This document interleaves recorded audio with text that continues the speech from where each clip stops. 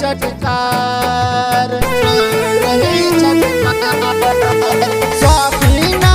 लहंगा भगवनी रंग रहे चटकार।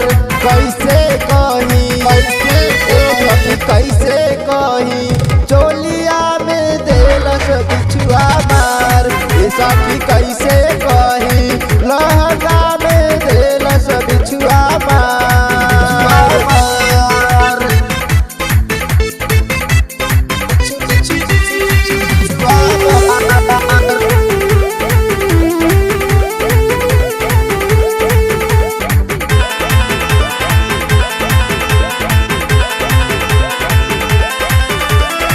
सारा शरीर हमार भइल पानी पानी।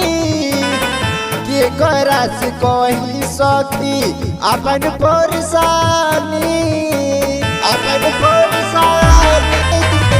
सारा शरीर हमार भइल पानी पानी।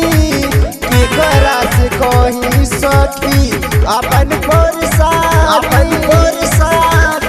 कोइल मेकअप कुली भइल बा बेकार। एकरा से भइल बानी सखी हम लाचार।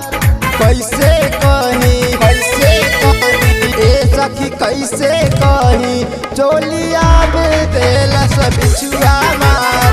ए सखी कैसे कही लहंगा में देलस बिछुआ मार।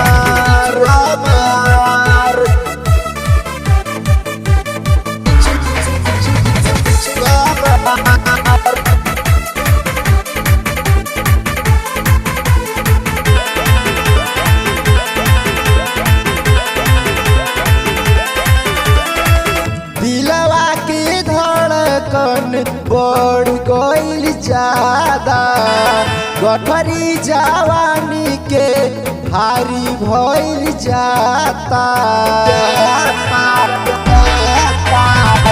दिलवा की धड़कन बढ़ गइल ज्यादा। गठरी जवानी के भारी भइल जाता। एही से दिलवा हमर कहे बार बार